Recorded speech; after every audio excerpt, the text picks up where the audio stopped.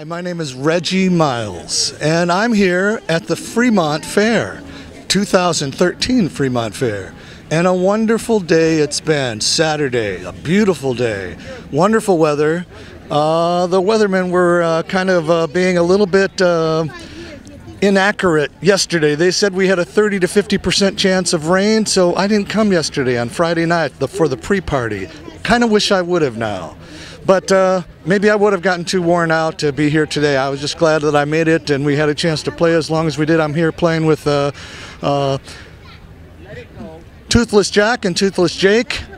And they're playing some percussion on spoons, and Toothless Jack is playing some fiddle and mandolin and some washboard. And we were having a great time entertaining folks as they're wandering by, checking out all the booths here along the path of the Fremont Fair this year. Been playing music out on the street? Oh boy, well, since 1978 I've been playing music out on the street. 78? Were you like 20? Good question. How old was I in 78? I was 24, I believe. 24.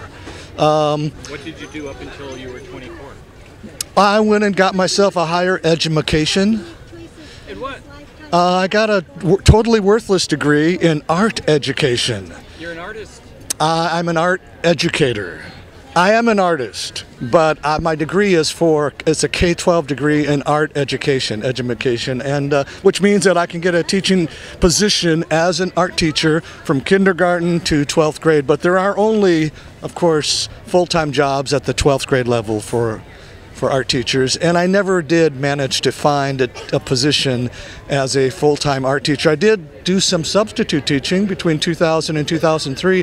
I actually tried to do that full-time between two different districts, but unfortunately that left me pretty close to being homeless. Looks like we'll be here on the morrow as well, trying our best to entertain the wandering hordes of humanity, and they are streaming by us as you speak, back and forth along this path of endless booth and craft.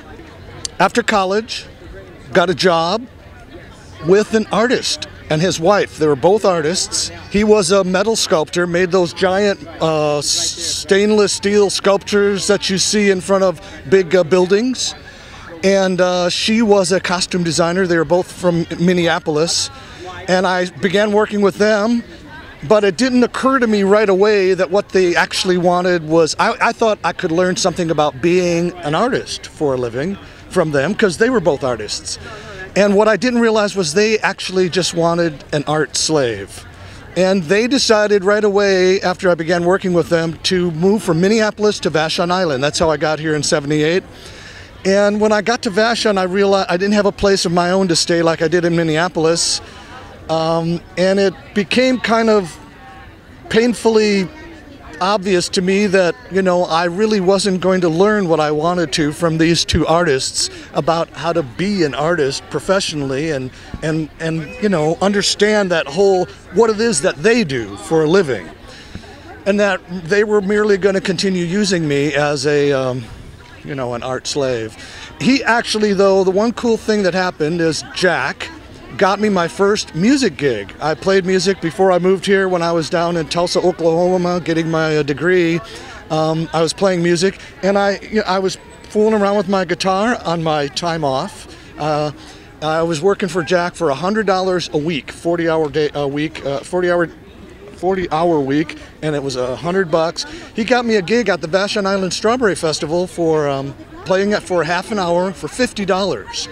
And I'm not really good at higher math, but I started trying to work it out now. 40 hours for $100, half hour for $50. What do I really want to do with my time? And so I bid farewell to Jack and his wife, and I moved into the city, and that's when I discovered people playing on the street at the Pike Place Market. And I thought, well, I could do that. And it actually isn't as easy as it looks. And it's been a process for the last 30 plus years to learn how to be a street performer and do my best at that. I'm still learning. Why are you still in Seattle? Why didn't you go back down south? I mean, basically, when I hear you play, that's what I hear. I hear the blues. I hear, you know, that deep, rich South sound. A lot of folks from the Deep South, when they hear me here playing on the street, they say to me, "You remind me of home." You know, I've had that from Texas to Georgia. People come up to me and they all say almost exactly the same thing. "You remind me of home." And I've thought that very same thing. And I like the weather in the Pacific Northwest. I'm not so sure I'd be as fond of the muggy, hot hurricanes and tornadoes that happen along that area below the Mason-Dixon line, but I wouldn't mind going back. I've spent some time. We were street performing. We started in the Northwest, used our thumbs, hitched all the way down the West Coast, all the way across the Deep South into New Orleans, and played on the street during Mardi Gras. And the last year we did that, 1983, we actually got hired off the street by the people from the New Orleans Jazz and Heritage Festival. We were the new band, the one new band that they hired in 1983. And everybody else in the band, including the fiddle player and mandolin player that was playing here today, split. They split New Orleans because they didn't want to hang out until May to play this incredible festival, the New Orleans Jazz and Heritage Festival. It's one of the best blues and jazz festivals in the world. They didn't want to hang there till May to do it because we were there in February during Mardi Gras. And so they all split. I grabbed a bunch of folks, these guys who were playing on the street from upstate New York, a little band called Washboard Jackson and his Hot Damn Jug Band. And they have been trying to get a gig to play the New Orleans Jazz and Heritage Festival for years, and they couldn't get themselves hired into that event. So I said, well, look, I got this gig. My band's leaving. You want to do the gig with me? And they were tickled pink. So I did the event with those folks. Had a great time. We invited the local washboard god. Washboard Leo was his name. He's an incredible washboard player. And to get up on stage with Washboard Jackson and me playing triple washboards together. And they were a wonderful jug band, just a wonderful, in the tradition of jug bands, they were really, really good. So I was really glad that that all worked out. Even though my band split town, I was able to do that show.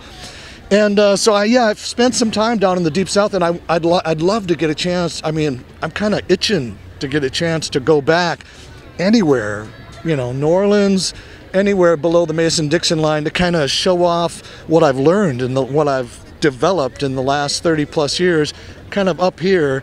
Yeah, I'm kind of a fish out of water in terms of the style of my performance is from there, not really this area. I'm sure I have some flavor from just having hung out in the Northwest as long as I have, but I focused on trying to do that bottleneck blues stuff, which was so prominent in the early 1900s by solo artists who invented the genre of blues. And I myself am from South Chicago originally, and even there I'd love to get a chance to go back to Chicago, and it's still a big blues town, although from what I've heard from some folks who are hanging out in Chicago more of late, that the blues has kind of diminished to some degree, and there's a lot more modern kind of sounds coming into the area. But still, I mean, I'd love to have a chance to go back there, play the House of Blues in Chicago, or there's a couple of great blues festivals in Chicago still. And so, you know, that's a goal. I'm still trying to work that up. I got a good friend who just moved back into the area. He's been hanging in the Midwest, has a home in Iowa City, and he's doing a lot of touring up and down the Midwest. So I'm thinking maybe that might be my shoe-in, you know. I was talking to him about helping me put together a little tour